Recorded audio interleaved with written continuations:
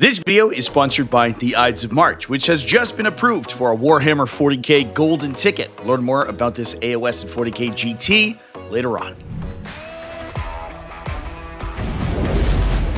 What's up, folks? Welcome back to TacticalTortoise. My name is Trevi, and welcome back to another episode of the best armies in Warhammer 40k. This is the weekly video series where we go through undefeated results from the past weekend of 40k play, talk about what is currently winning. This is for the weekend of January 30th through February 1st, 2026. And I just spent the entire weekend over at the Captain Con GT, not live streaming or covering it this time around, but playing in it with my Harridan. So if my voice is a little hoarse, that would be why. I will certainly have more content over the course of the next couple weeks talking about that event and how I did. But in any case, this weekend was an enormous one for Warhammer 40k. In addition to hosting one of the largest team tournaments in the game, we also saw dozens of other events, usually large GT size or small major size events that had multiple undefeated results, which means we have an insane number of results to discuss in this video. And as we move over to our metagame breakdown, we can see all of these factions that are currently doing well. And amongst them are a new metagame frontrunner, Astra Militarum, which took down 4 events over the weekend using Grizzled Company on every single one of them. This includes El Rey and El Norte,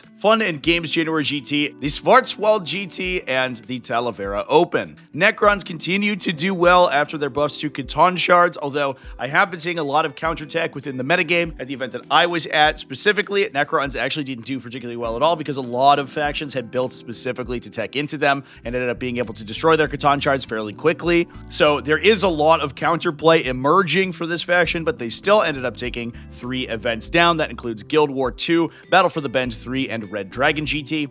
Thousand Suns kind of coming out of the woodwork with a bunch of undefeated. They also play well into factions like Necrons, so I think that probably plays into this. That includes at the Miniature Market GT, Miniature OPA GT, and Marcus Miniatures. Custodes, also with 2 undefeated results. At the I Swear There Was an LVO Here GT, as well as Volt Hammer to the Face GT. Imperial Knights took down the Captain Con 2026 GT with a first place result. That's where I was at, as well as the Turbulent Games GT. And they were followed up by Chaos Knights, which took second place at the event that I had attended, Captain Con 2026.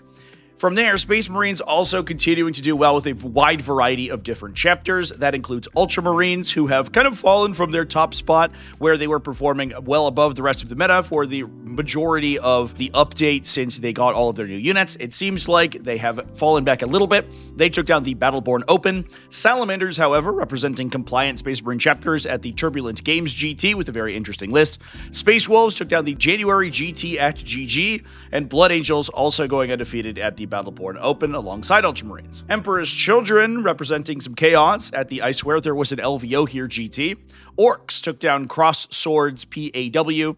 Adeptus Mechanicus took down the Torchlight Iron Man event. That's a one-day event style, so played all 5 games in a day. Actually, kind of shocking to be able to play that with Adeptus Mechanicus, which tends to be a very time-consuming army to be able to maneuver. So playing 5 games over a single day while playing an army that can be very technically demanding is super impressive. Adepta Sororitas going undefeated at Battle for the Bend 3. Tyranids taking down the Volt Hammer to the Face GT, and Tau Empire and Grey Knights both going undefeated at the Derg Doom 5. V is for volatile. And with that, let's hop into these lists in particular just after a word from our sponsor. This video is sponsored by the Ides of March, which in addition to being a date is also the date for a Warhammer 40k and AOS GT. Ides of March is a multi-game event held every year in Central March at the gorgeous Samoset Resort in Rockport, Maine. This event venue features stunning views and an absolutely incredible locale, and you can enjoy those views while playing Warhammer 40k. The event will feature not only a 100-player Warhammer 40k major, but also a similar-sized event for Age of Sigmar, as well as events for Blood Bowl and Star Wars Shatterpoint. Not to mention, it's also featuring a painting competition for those who are more hobby inclined. I'll be there live streaming the event, so I'll see you there as well, as long as you head down to the links in the video description or hit the QR code on screen to get your tickets to the Ides of March today. And I'll see you there March 13th through 15th, 2026. So starting with Astra Militarum and their Grizzled Company builds, we're going to start with one of the larger events of the weekend, this being the Talavera Open, which was won by Roger Boyra with a 7-1 record.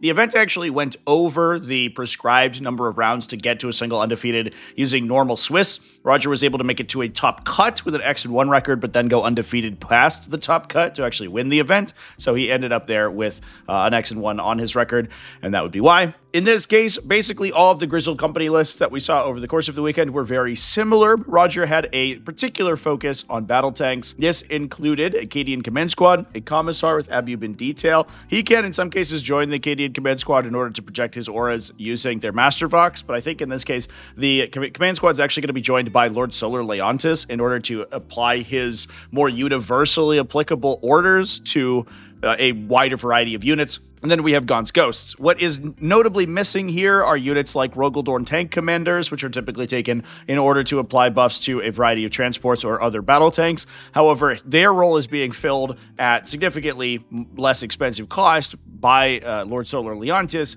who's going to be able to issue orders to those battle tanks at an extended range, thanks to the Cadian Command Squad he can join with.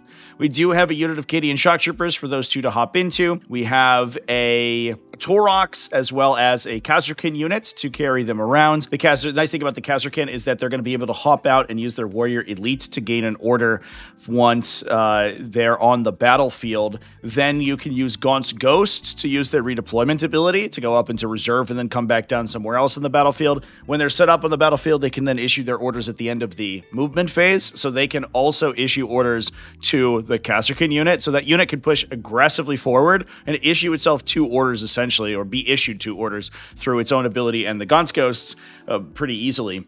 We then have 2 units of Attilan Rough Riders. These guys are absolutely incredible in this detachment. They gain the benefits of the reroll 1s to hit, as well as the reroll 1s to wound while being affected by an order. And with Gaunt's Ghost, or the ability to issue orders out of phase, with the stratagem in Grizzled Company, you can give them move to move them 15 inches and then hot swap that after they've executed their move, either at the start of the shooting phase, the fight phase, or by using Gaunt's Ghosts to redeploy, to then give them for fixed bayonets so they can gain +1 to hit as well. So this unit threats 15 inches, it hits on 2s, rerolling 1s, and it wounds most enemies on probably 3s or maybe 4s, rerolling 1s at AP4 for D6 damage. So the damage output for only 120 points is absolutely impeccable. We have a second unit of 5 Rough Riders, in addition to some indirect fire, a heavy mortar artillery team, as well as a Basilisk. 1 Bulgrin squad, which can join with the Commissar, thanks to Abhuman Detail, and get ordered from him so they can hit on 2s. We then have a bunch of battle tanks, 2 Luminous Vanquishers, as well as 2 Rogaldorn battle tanks that can get orders from Lord Solar Leontis. A lot of these Grizzled Company lists are sort of playing around with the exact tank and infantry compositions, but a lot of them are taking different gradients of the same unit variety. Things like Kazarkin, Attilan Rough Riders, Rogaldorns, and Luminous Vanquishers are basically universally applicable in all of these Grizzled Company lists, and it's just the exact number of those, the proportion of those that you take.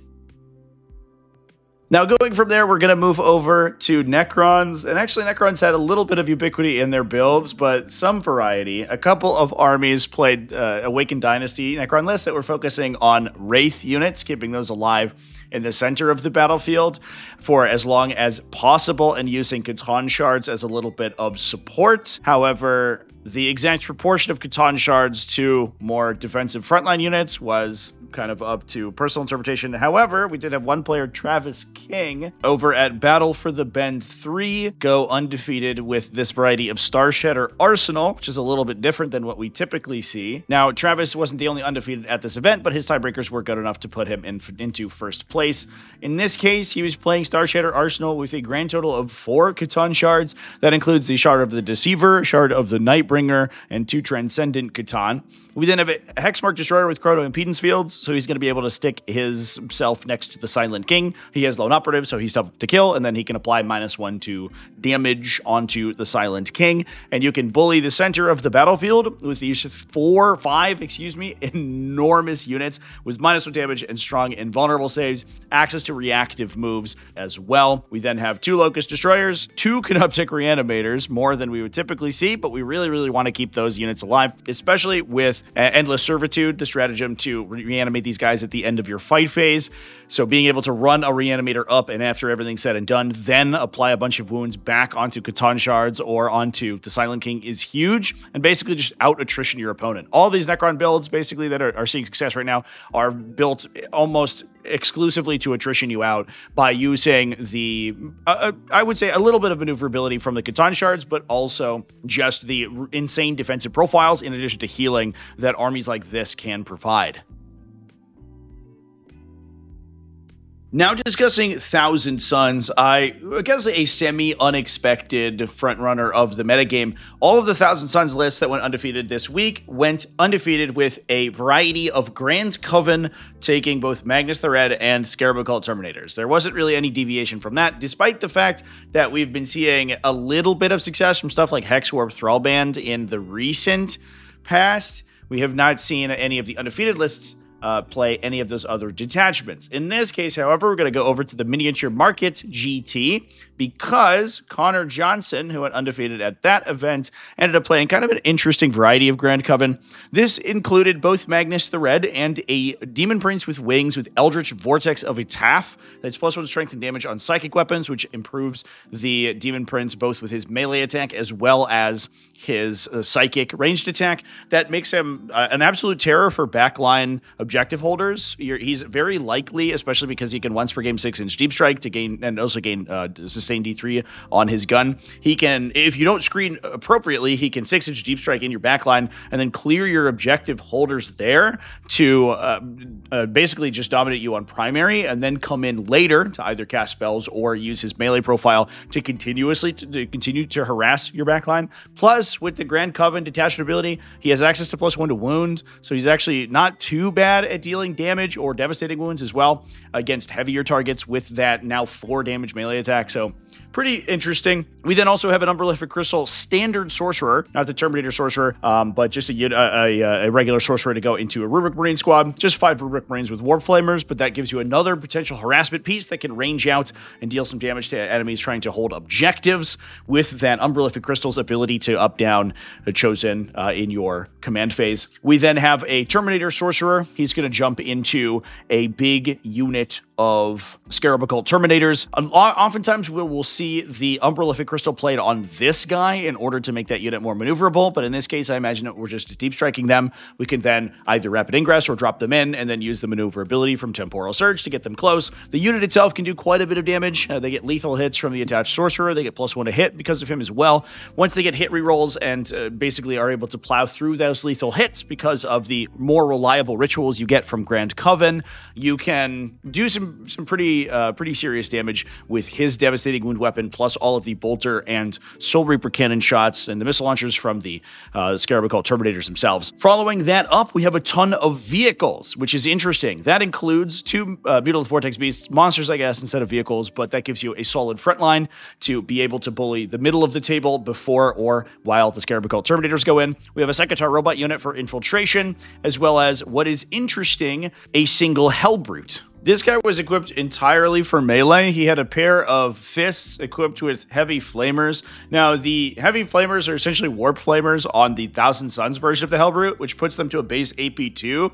And then once you apply Twist of Fate to that as well, this guy can be putting out 2d6 up to AP4 auto hits, which is incredibly scary against particular heavy infantry. So you could especially expect things like Victrix Honor Guard or other big, heavy, high armor save units to be absolutely terrified of this guy. He's also then gets a bonus attack volume because of the pair of fists that he's rocking. So he's going to be up to 7 attacks at Strength 12 AP2 for 3 damage. In combination with the Mutalith Vortex Beast, that gives you a ton of this 3 damage melee counter punch that you can use to follow up with the Scarab Occult Terminators.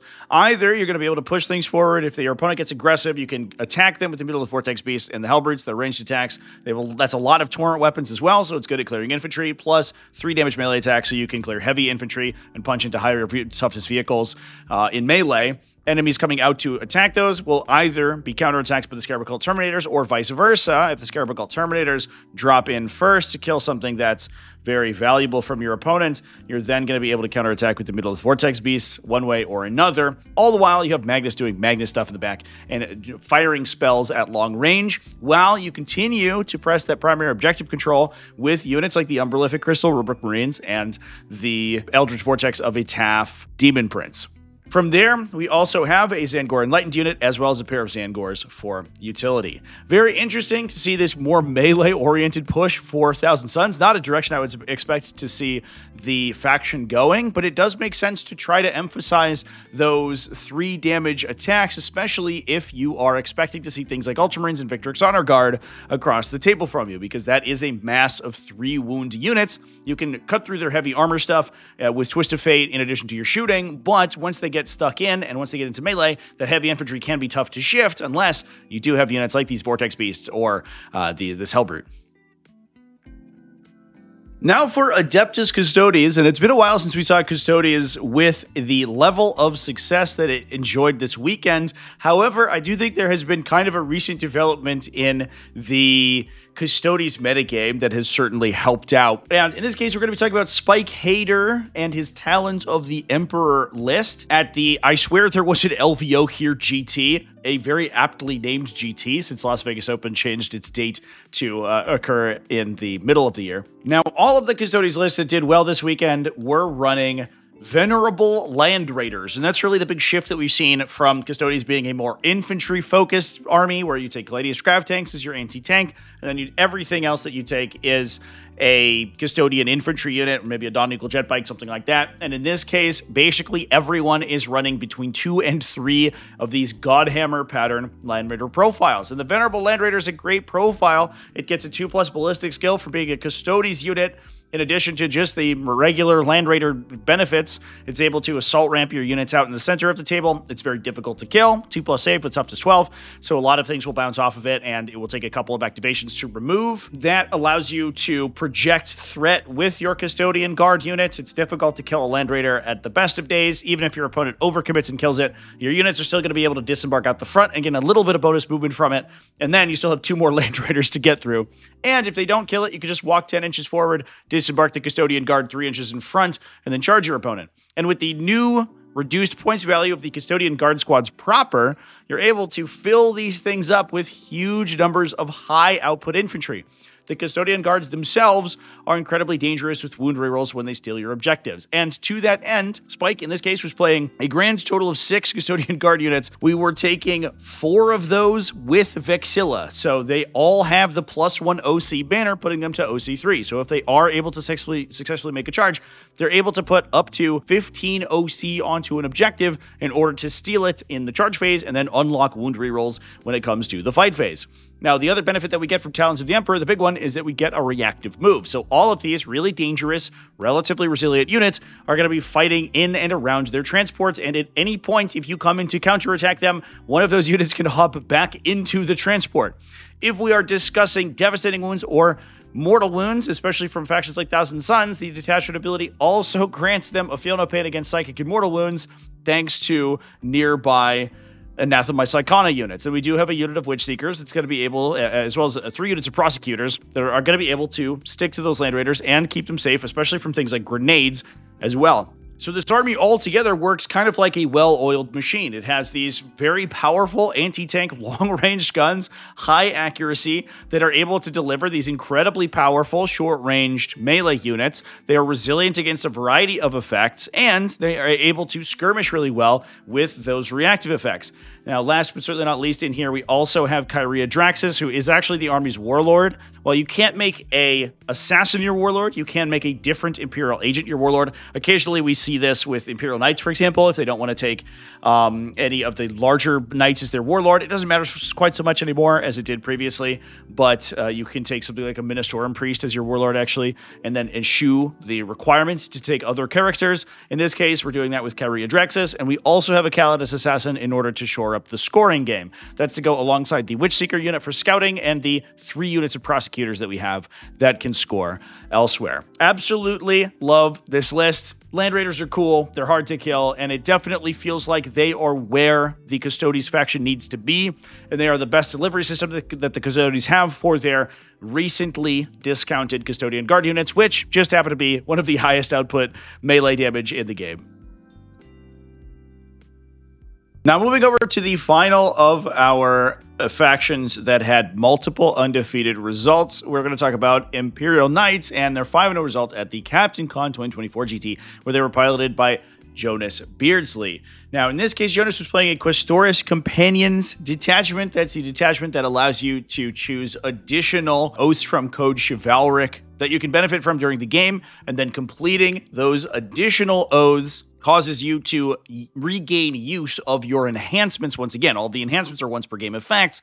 Once they are expended and you complete an oath, they refresh and you're able to use them one more time. Now, what were those effects? In this case, he was playing a Cerastus Knight Atropos for some anti-tank shooting, both at range and melee, as well as a Knight Lancer with Pennant of Silvered Fury that gives him a once per game use of Sustained Hits 2 on the charge, and a Knight Defender with Wormslayer Divination. Now, the Knight Defender is huge here. He has a -1 damage bondsman ability for any of the armatures that he's able to apply that to. So you can play very aggressively with those guys. And unlike the normal armature profile where they're relatively mediocre toughness characteristic, means they take a lot of random damage from small attacks and end up going down. The -1 damage can actually make them very tanky against sort of mid-level attacks. And that makes it incredibly hard to kill them with, for example, massed strength 5 attacks. Strength 5, 2 damage, for example, like a Heavy Bolter or a Mastercrafted Power Sword profile, just basically bounces off these guys as long as the Knight Defender is applying his buff to them. The other thing is that the Wormslayer Divination, and it's very clear here that Jonas was teching very specifically for vehicles and monsters, has a sustained D3 conversion beam obliterator, which gives him a critical 4-ups when outside half range, so outside 18 inches of the target. Wormslayer Divination, if he targets a flying unit, gives him a once per game use of full hit rerolls. So you're able to then fish entirely for those 4+ critical sustained hits. That gives you D3 additional strength 12 AP2 4 damage attacks. And when we're talking about a lot of the units in the metagame right now, we could talk about Tau, which are relatively well performing in a lot of the larger events, or even, as we said before, Catan Shards. Those all have the fly keyword, so you're able to get those rerolls to potentially triple your attack volume into anything that flies. Crazy amount of damage coming out of this defender. The Cerastus Knight Lancer is also going to be able to dodge a lot of damage reduction effects because it's able to tank shock for free, so mortal wounds don't really care about that stuff. In addition to that, it's hitting for flat 8 damage with Sustained Hits 2. If you get a couple of sustains and you are able to overload the defenses of something like a Catan Shard that is saving on a 4+, you're going to plow through their wounds count incredibly quickly. It really only takes about 3 conversions from his lance to kill one of these things, and if he's able to swing in 7 or 8 hits thanks to those sustains, he can get that done very quickly. Now from there, we just have a bunch of utility and armature units. We have 2 armature Helverids for the long range shooting, as well as a pair of armature Warglaives for the short range damage. Plus, we can hold the backline with a unit of inquisitorial agents. Now, I love this list. I think it's really cool, and I'd love to see Imperial Knights like this go undefeated. Now, we'll stick with Captain Con for a moment and talk about the runner-up list, which was also Knights. I'm not really sure why Knights in particular had so much success over the weekend. There was a 50% use of a fairly open table layout at the event. Layout 6 from the Chapter Approved 2025 Tournament Companion, which I think could have helped out the Knight win rate there, and it explained why we saw 2 Knight lists go undefeated in particular. That gives him a lot of line of sight over the center of the battlefield. I'm not 100% sure. 50% of the tables were on layout 1, which is much more condensed, but in any case, we also saw Jaime Paris go undefeated and take second place due to tiebreakers with Chaos Knights. This was an Infernal Lance. And interestingly, we are back to the just 5 big Knights lists, where we are taking 3 Knight Despoilers. One of them has bestial aspects, so he's going to be able to advance and fire his gun. All of those are equipped with Despoiler Gatling Cannons, Heavy Dark Flamers, Ruin Spear, Rocket Pods, the classic loadout. Inside Infernal Lance, they're able to make a Dark Pact to get sustained or lethal hits, which is incredibly good for the massive 36 volume of these 2 damage Despoiler Gatling Cannon shots. Lethal hits lets you punch up into higher toughness characteristics. Sustained hits lets you cleave through smaller to medium toughness characteristics. And at a 36-inch range, they can shoot almost anywhere on the table that they can get line of sight to. You can also get ignore cover inside this detachment as well. From there, we also see a pair of Cerastus Knight Lancers to keep enemies off the front line. And this is where this list differs a little bit from other versions of these Infernal Lances that will also include some Demon Allies and some more utility-style units. Because where the Despoiler Gatling Cannon shots falter, so these higher toughness characteristics or damage reduction effects, as we talked about in the Imperial Knights section, Cerastus Knight Lancers don't really care about those. They have Lance, they have Tank Shock for free, and they can duplicate Tank Shock in amongst themselves.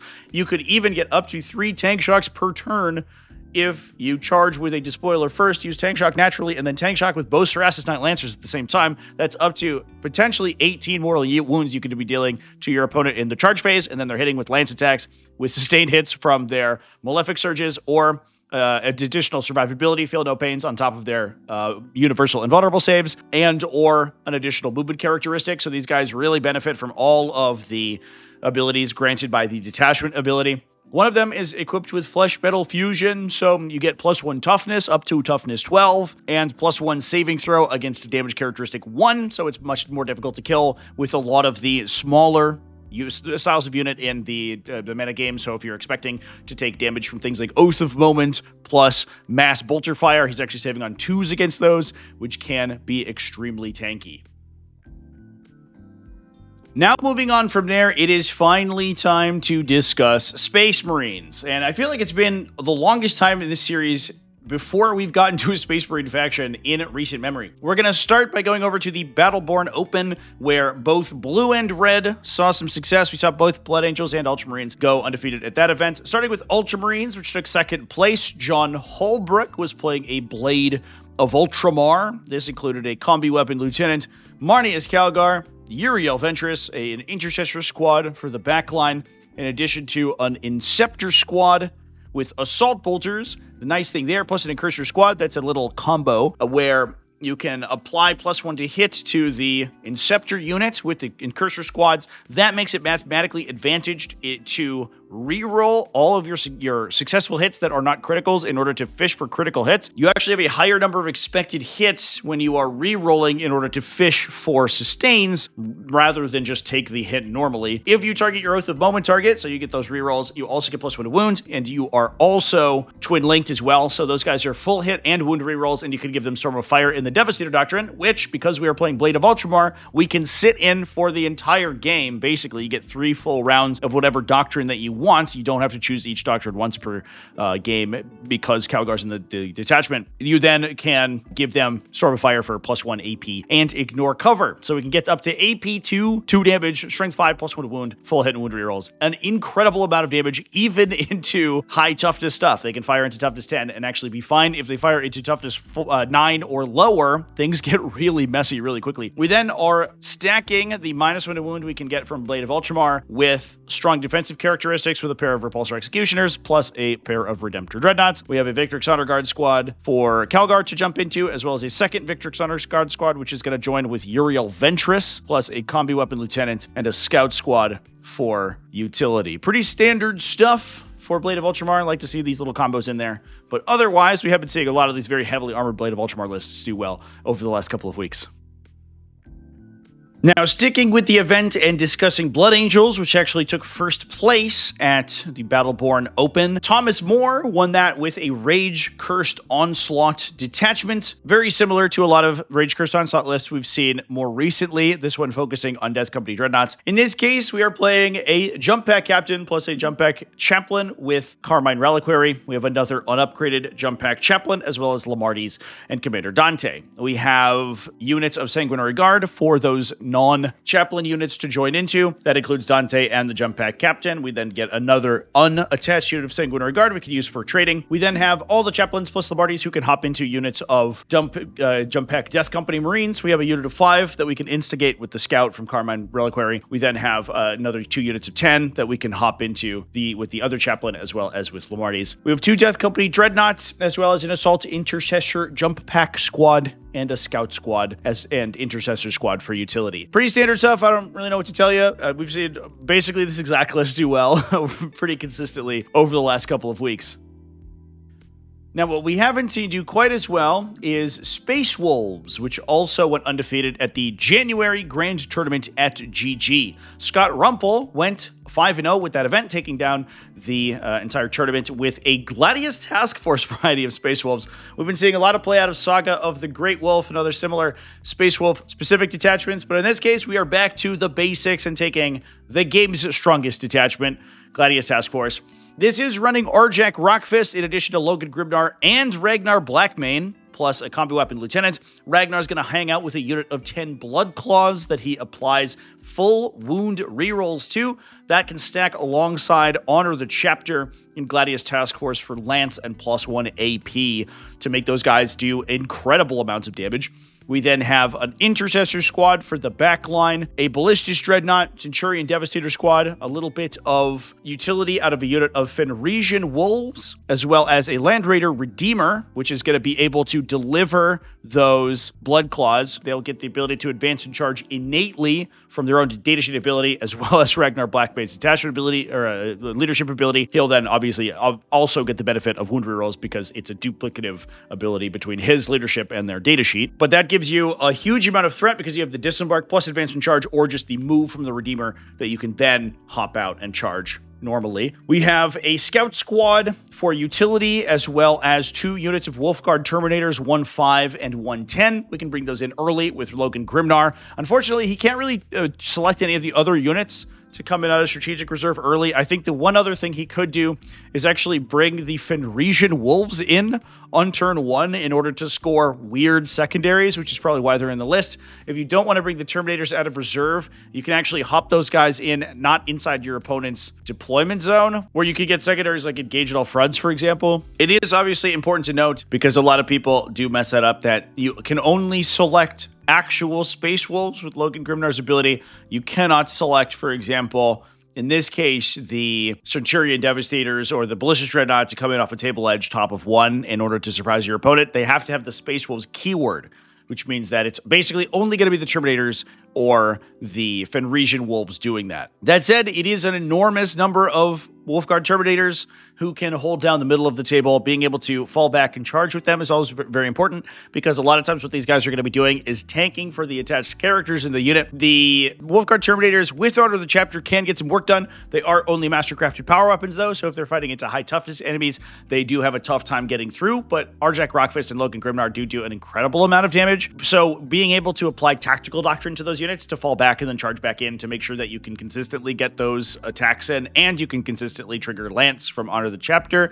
makes these units actually incredibly powerful. Cool to see Space Wolves at the top here. It is with Gladius Task Force. That does go to show how powerful Gladius Task Force is and how universal its benefits are, because it's going to be able to shore up the downsides of even the slightly underperforming Space Marine chapters currently.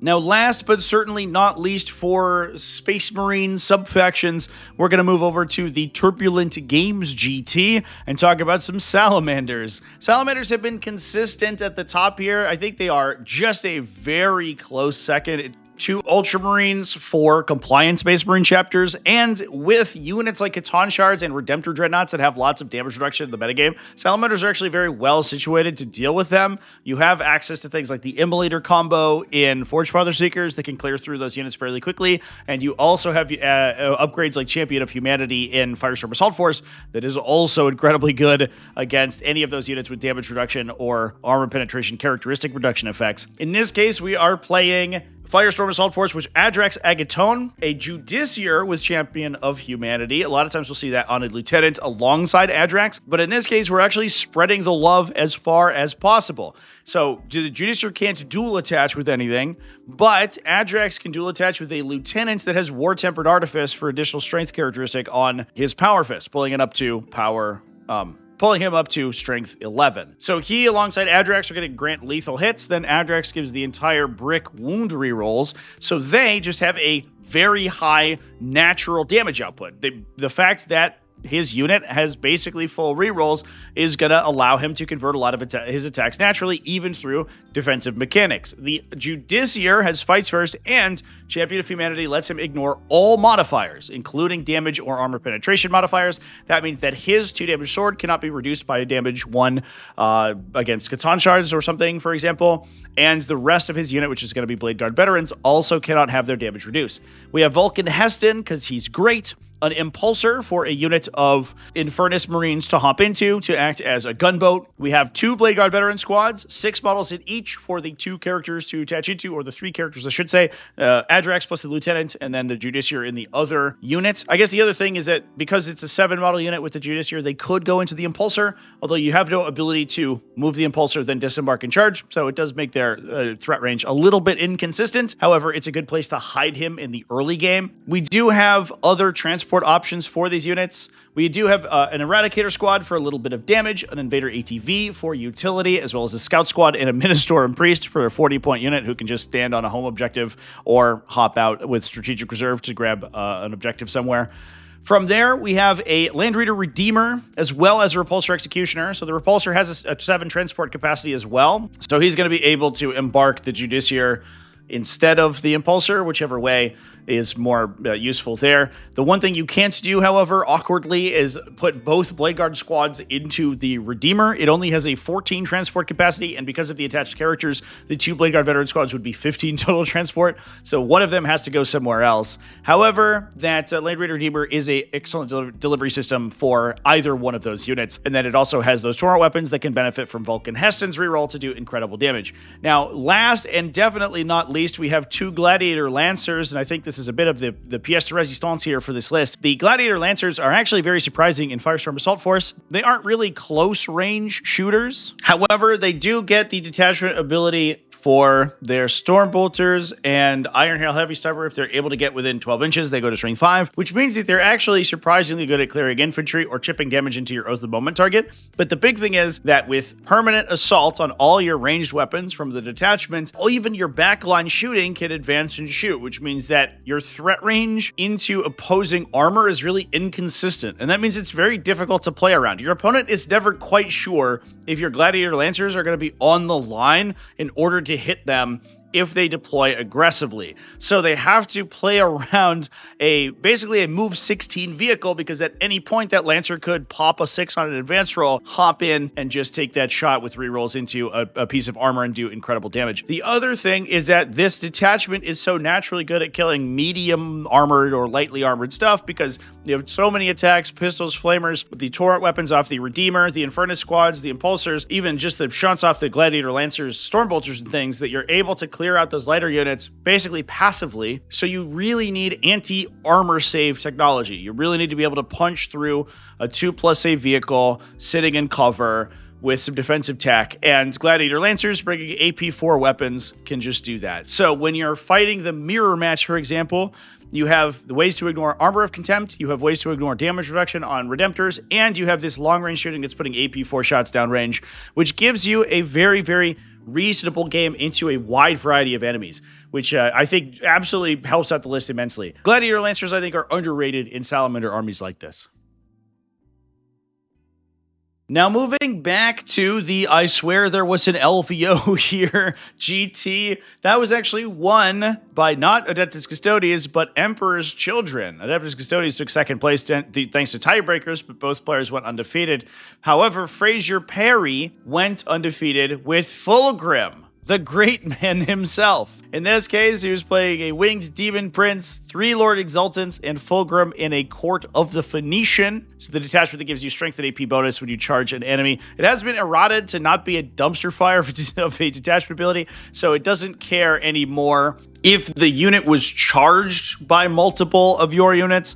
It only cares whether or not anything's attacked it. There was like weird rules, inconsistencies where a previous charge in the game could have made it so that you didn't get your detachment ability targeting a unit that literally anything from your army charged previously. It was a mess. It's been eroded, so now it actually works correctly, which is good. And we saw it see success. In this case, we were playing 3 Infractor units to go alongside those Lord Exultants. We have 2 units of Tormentors to score some points. In addition to 2 Chaos Rhinos with 2 Noise Marines, the detachment does have that +1 strength and AP strat for Noise Marine squads targeting enemies within 12 inches. And then we have a Chaos Spawn and 2 Mauler Fiends. The big thing there is that the Mauler Fiends get access to all of the demon synergies inside the detachment. So, for example, the ability to project charge rerolls off a demon or the -1 to wound stratagem to protect him as well. This is definitely the Mauler Fiend detachment. I think those guys get the biggest benefit from it. The strength and AP characteristic increases are huge on those guys because their AP characteristic innately is kind of low,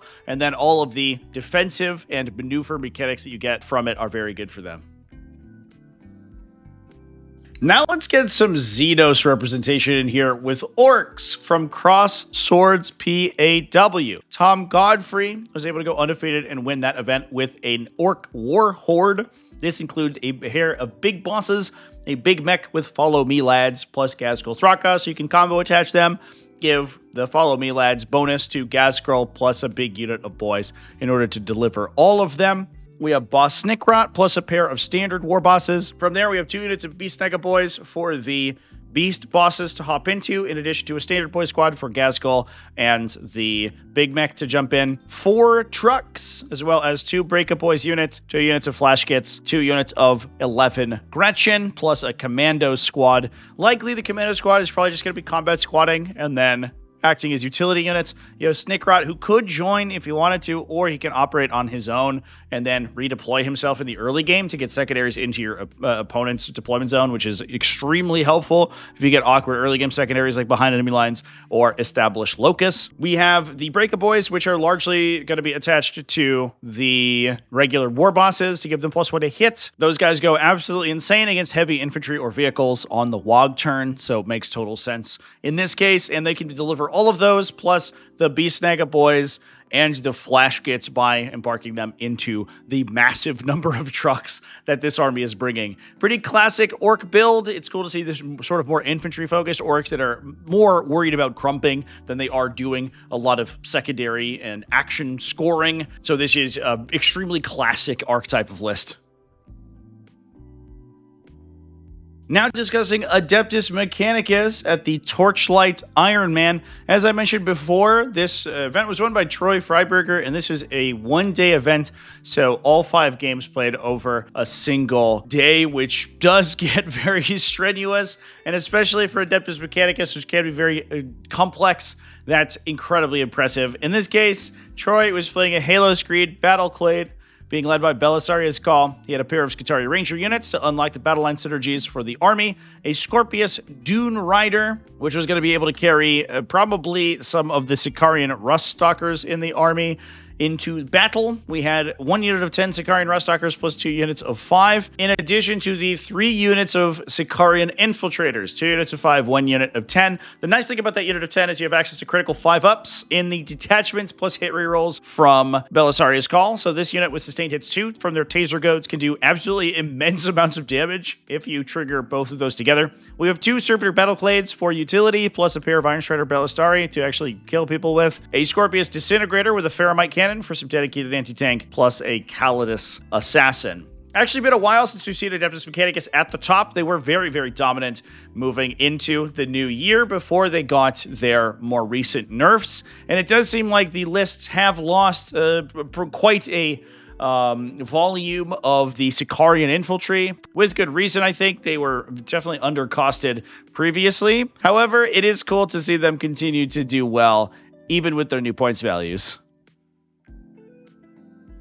Moving over to Adepta Sororitas, Scott Ketchum went undefeated at Battle for the Bend 3 with a kind of classic build, a Bringers of the Flame list, focusing very heavily on dedicated transports. Nice thing about this attachment is you get army-wide assaults, but also the ability to advance and disembark models from your transports for a command point. So, especially with the use of 6s on your Miracle Dice pool or high numbers, you can push your transports incredibly far forward, then dump Melta or Flamer-equipped units into your opponent's face from potentially 21 inches away. Absolutely insane. We have Morvenn Vahl as the leader, as the only character, no others in there. A trio of immolators, all of those equipped with multi-meltas, as well as a single rhino. We then have 3 castigators for some backline shooting, all of those equipped with autocannons. We are very straightforward here. But with the 3 immolators, you don't really need the use of the battle cannon weapon on your castigators because you have so much access to stripping cover from enemies thanks to the predominance of those immolators. We then have a pair of Dominion squads to combat squad into 2 of those immolators. One of those units is equipped with flamers, the other one is equipped with melta-guns, so we can attack a variety of targets. We have a Paragon Warsuit unit for Morvenn Vahl to hop into, plus a pair of Retributor squads that we can embark into that Rhino. Those are all equipped with multi-meltas.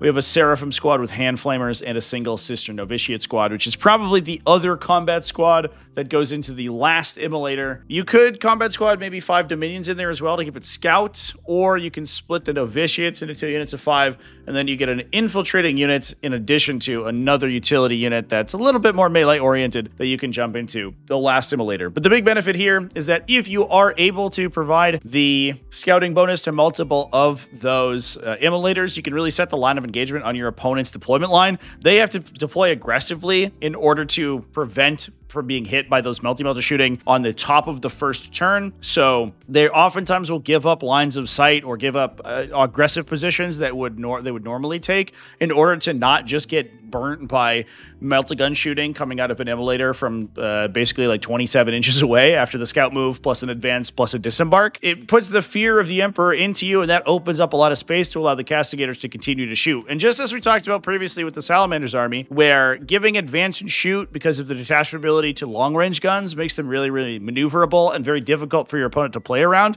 the castigators also get that benefit. So they're able to close the distance and get rapid fire on their autocannons really easily, and then they can also force your opponent to play around the fact that at any point they could just move 16 inches and shoot you. Now moving over to the Volt Hammer to the Face GT, Adam Sargent took this event down 5-0 with Tyranids. He wasn't the only undefeated. There were 2. The other one was Adeptus Custodes, running another Land Raider style list. But in this case, it was won by an invasion fleet. This was being led by a Winged Hive Tyrant. We also have a Neuro Tyrant in there, Death Leaper, as well as 3 Brood Lords to jump into 3 units of 10 Gene Stealers to dominate the center of the battlefield. We have 2 Hormigaunt units plus a Termagant squad for utility, plus a Biovore, an Exocrine, 2 Neurolictors, and 2 Rupture Cannon Tyrannifexes. That is a 20 model Termagant squad, so you are able to hopefully survive long enough with rapid regeneration to then Endless Swarm your Termagants back to steal objectives. Not really the full combo, or we're taking like Turvigons and things to try to get Venom Throats to try to keep them going for as long as possible, but we do have access to that effect if we really need it. Otherwise, very, very standard invasion fleet stuff. The triple Gene Stealers is basically a classic at this point for this style of detachment. Now we're rounding out our discussion today with the Derg Doom 5 V is for Volatile, which was won by Tau Empire. In this case, Tom Mayer was playing Mont Ka, being led by an Ethereal with coordinated exploitation. This allows him to act as kind of a super spotter by giving, in addition to the normal guiding effects, also sustained hits 1. This has become kind of a classic combination with a Fire Warrior Strike team, which can take a Guardian Drone for -1 to wound. So the Ethereal can improve their ability to spot for people. He can come with a pair of Shield Drones because the rest of the unit has the Marker Light keyword baked in naturally. That was classically because you could take a Marker Light on the Chasui. We have a Breacher team as well. The nice thing is that those two combine together very effectively. The Breacher team has that really high impact shooting because they get wound rerolls targeting enemies on objectives. Lethal hits isn't that good for them unless you're shooting into really high toughness characteristic enemies. So the Strike team giving them sustained hits and lethal is actually pretty sweet. We then have a pair of Devilfish a Ghost Kill battlesuit, a Hammerhead gunship with a railgun, 2 Pathfinder teams, one of them equipped with a recon drone, the other one with Grav Inhibitor, which is going to hop into the Devilfish, or one of the 2 Devilfishes to give it Scout. So you have a Scouting Devilfish, plus the Breacher team can go into the second Devilfish, and you can aggressively deploy the Strike team to push them forward and spot for enemies thanks to their Marker Light. We have 1 Piranha for an additional Scout, 3 Riptide battlesuits, all of those equipped with Ion Accelerators, a Skyray gunship, a pair of Stealth battlesuit teams, and a Vespid Stingwing unit. And that moves us on to our last list of the week. This being Hugh McCluskey from the same event running Grey Knights in a Warpbane task force. Hugh was running a Brotherhood Librarian, a far cry from the triple Brotherhood Librarian that we've been seeing in this detachment recently, but 1 Librarian still good. The nice thing is that he gets hit rerolls thanks to the detachment ability, as long as you have maintained hallowed ground in the area with his Vortex of Doom. It's only a 3+ ballistic skill psychic attack, but it's high strength, relatively high AP, medium damage, so it's good at clearing out enemy utility units. So he can teleport around by himself. You can grab the objectives in the movement phase in order to grab hallowed ground, and then he can blow up like 5 Space Marine Scouts or something. We have a pair of Grandmasters in Nemesis Dread Knights, as well as Castellan Crow. 2 strike squads in this case, plus a Rhino. The cool thing here is that we can start 1 strike squad inside a Rhino, or if you are in a deployment where the objectives are close enough to the deployment zone, you can forward deploy 1 of those strike squads and then scout it onto the objective. It's always nice to have access to these kinds of effects because a lot of times you have to objective secure your home objective in most missions and then try to protect that. So that's where 1 strike squad gets dedicated, and then you don't get to use the scout if you're doing that. It's a bit of a weirdly designed unit where you really want to obsec things, but you also want to be scouting, and with only 5 models, you can't really string them in order to do that, so you kind of have to play both ways. So having 2 strike squads lets you push 1 forward to try to obsec the midboard, while you still get to keep 1 back to obsec the backline, and or you can use its scout to buff the Rhino. We have a big interceptor squad that can then hop into the Rhino to jump in and out. They can hop out, shoot, change control of objectives for the shooting phase, then hop back in the Rhino for the remainder of that phase. We have a Nemesis Dread Knight for some dedicated anti-tank, a trio of Purifier squads, 2 units of 5, as well as 1 unit of 10 for Castellan Crow to hop into. The classic combination, plus a Calidus Assassin to mess up people's stratagem usage, and that is the entirety of the list. Very standard Warpbane task force. I do like to see the greater use of interceptors as well as the strike squads that I think we've been seeing more and more as the Grey Knights metagame has sort of developed, but in any case, it is nice to continue to see Grey Knights do well, even if it is just Warpbane Task Force. And with that, those are all of the best armies in Warhammer 40k for this week. Thank you so much for watching all the way to the end of the video. This is a long one. Holy crap, is the Warhammer 40k metagame blowing up right now. Big thanks as well to Ides of March for sponsoring the video. Please go check them out in the links in the video description. I'm looking forward to the event. I hope you are as well. And they did just get a golden ticket for the World Championships of Warhammer. So if you come, that is up for grabs. And thanks to everybody who supports the channel elsewhere, either over on Patreon at patreon.com/TacticalTortoise. YouTube channel members, Twitch subscribers, all you people are amazing, and I love you. Remember to keep it classy, folks, and have happy wargaming.